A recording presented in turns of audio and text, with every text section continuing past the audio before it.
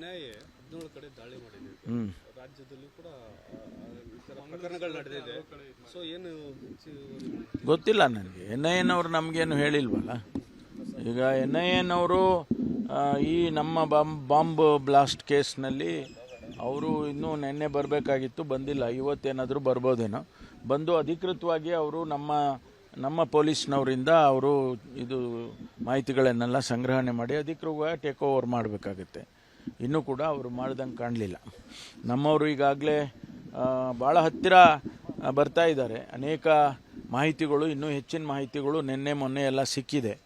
ಅದನ್ನು ನಾವು ಭಾಳ ಗಂಭೀರವಾಗಿ ತೊಗೊಂಡಿದ್ದೀವಿ ಮತ್ತು ಹೀಗೆ ಮುಂದುವರೆದ್ರೆ ಅಂತಿಮಗೊಳಿಸ್ತೇವೆ ಅಂತೇಳಿ ನಮ್ಮ ಇಲಾಖೆಯಲ್ಲಿ ಹೇಳ್ತಾ ಇದ್ದಾರೆ. ಇನ್ನೂ ಸ್ವಲ್ಪ ಮಾಹಿತಿಗಳು ನಿನ್ನೆ ಮೊನ್ನೆ ಎಲ್ಲ ಸಿಕ್ಕಿದ್ದಾವೆ. ಸರ್, ನಾಸಿರ್ ಹುಸೇನ್ ಅವರು ಒಬ್ಬ ರೌಡಿ ಶೂಟರ್ ಜೊತೆಗೆಲ್ಲ ಓಡಾಡಿದ್ದು ಅಥವಾ ಫೋಟೋ ತೆಗೆಸ್ಕೊಂಡಿದ್ದೆಲ್ಲ ವೈರಲ್ ಆಗ್ತಾ ಇದೆ. ಅದೆಲ್ಲ ಮುಗೀತು. ಈಗ ನಮಗೇನು ಆಗಬೇಕಾಗಿದ್ದು, ಪಾಕಿಸ್ತಾನ ಜಿಂದಾಬಾದ್ ಅಂತ ಕೂಗಿದ್ರಾ ಇಲ್ವಾ? ಕೂಗಿದ್ದಾರೆ ಅಂತೇಳಿ FSL ರಿಪೋರ್ಟ್ ಬಂತು ಅಂತೇಳಿ ಅವ್ರನ್ನ ಅರೆಸ್ಟ್ ಮಾಡಿದ್ದೀವಿ. ಮುಂದಿನ ತನಿಖೆ ನಡೀತಾ ಇದೆ. ನಾನು ಸದನದಲ್ಲಿ ಏನು ಹೇಳಿದ್ದೆ, ನಾನು ಅದರಂತೆ ನಡ್ಕೊಂಡಿದ್ದೇನೆ. FSL ರಿಪೋರ್ಟ್ ಬಂದು ಅದರಲ್ಲಿ ಪಾಸಿಟಿವ್ ಬಂದರೆ ಕ್ರಮ ತಗೊಳ್ತೀವಿ, ಮುಲಾಜು ಇಲ್ಲದೆ ತಗೊಳ್ತೀವಿ. ಯಾರದೇ ಮುಲಾಜು, ಯಾರದೇ ಒತ್ತಡಕ್ಕೆ ನಾವು ಮಣಿಯೋದಿಲ್ಲ ಅಂತ ಹೇಳಿದ್ವಿ. ಮುಖ್ಯಮಂತ್ರಿಗಳು ಹೇಳಿದರು, ನಾನು ಹೇಳಿದ್ದೆ. ಅದ್ರ ಪ್ರಕಾರ ಕೆಲಸ ಮಾಡಿದ್ದೇವೆ. ಬಿಜೆಪಿನವರು ದೂರು ಕೊಟ್ಟಿದ್ದಾರೆ, ನಾಸಿರ್ ಹುಸೇನ್ನೇ A1 ಮಾಡಬೇಕು, ಯಾಕೆ ಸರ್ಕಾರ ಅವ್ರು ಏನು ಬೇಕಾದರೂ ಕೊಡ್ಬೋದು. ಕಾನೂನು ಇದೆಯಲ್ವ, ಈ ದೇಶದಲ್ಲಿ ಕಾನೂನಿದೆ, ಕಾನೂನು ಪ್ರಕಾರ ಹೋಗ್ತೇವೆ. ಸರ್, ಈಗ ಪಾಸ್ಗಳನ್ನು ಕಡಿಮೆ ಕೊಟ್ಟಿದ್ರೆ ಆದ್ರೆ ಅಷ್ಟೊಂದು ಜನ ಕರ್ಕೊಂಬಂದವ್ರ ಮೇಲೂ ಕೂಡ ಶಿಕ್ಷೆ ಆಗುತ್ತಲ್ವಾ ಸರ್? ಅದಾಯಿತು, ಅದೆಲ್ಲ ಈಗ ನಾವು ಚರ್ಚೆ ಮಾಡಿ ಏನು ಪ್ರಯೋಜನ ಇದೆ? ಅದರ ವಿಶ್ಲೇಷಣೆ ತನಿಖೆ ನಡೀತಾ ಇದೆ ಅನ್ನುವಾಗ ನಾನು ಇವೆಲ್ಲ ಯಾವುದನ್ನು ಹೇಳಕ್ಕೆ ಹೋಗೋದು. ಸರ್, ಈಗ NIA 17 ಕಡೆ ದಾಳಿ ಮಾಡಿದೆ. ರಾಜ್ಯದಲ್ಲೂ ಕೂಡ ಪ್ರಕರಣಗಳು ನಡೆದಿದೆ. ಸೊ ಏನು ಗೊತ್ತಿಲ್ಲ ನನಗೆ. NIA ನಮಗೇನು ಹೇಳಿಲ್ವಲ್ಲ. ಈಗ NIA ಈ ನಮ್ಮ ಬಾಂಬ್ ಬ್ಲಾಸ್ಟ್ ಕೇಸ್ನಲ್ಲಿ ಅವರು ಇನ್ನೂ ನಿನ್ನೆ ಬರಬೇಕಾಗಿತ್ತು, ಬಂದಿಲ್ಲ. ಇವತ್ತೇನಾದರೂ ಬರ್ಬೋದೇನೋ. ಬಂದು ಅಧಿಕೃತವಾಗಿ ಅವರು ನಮ್ಮ ಪೊಲೀಸ್ನವರಿಂದ ಅವರು ಇದು ಮಾಹಿತಿಗಳನ್ನೆಲ್ಲ ಸಂಗ್ರಹಣೆ ಮಾಡಿ ಅಧಿಕೃತವಾಗಿ ಟೇಕ್ ಓವರ್ ಮಾಡಬೇಕಾಗುತ್ತೆ. ಇನ್ನೂ ಕೂಡ ಅವರು ಮಾಡ್ದಂಗೆ ಕಾಣಲಿಲ್ಲ.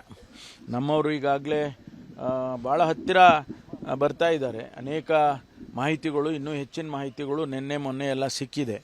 ಅದನ್ನು ನಾವು ಭಾಳ ಗಂಭೀರವಾಗಿ ತೊಗೊಂಡಿದ್ದೀವಿ ಮತ್ತು ಹೀಗೆ ಮುಂದುವರೆದ್ರೆ ಅಂತಿಮಗೊಳಿಸ್ತೇವೆ ಅಂತೇಳಿ ನಮ್ಮ ಇಲಾಖೆಯಲ್ಲಿ ಹೇಳ್ತಾ ಇದ್ದಾರೆ.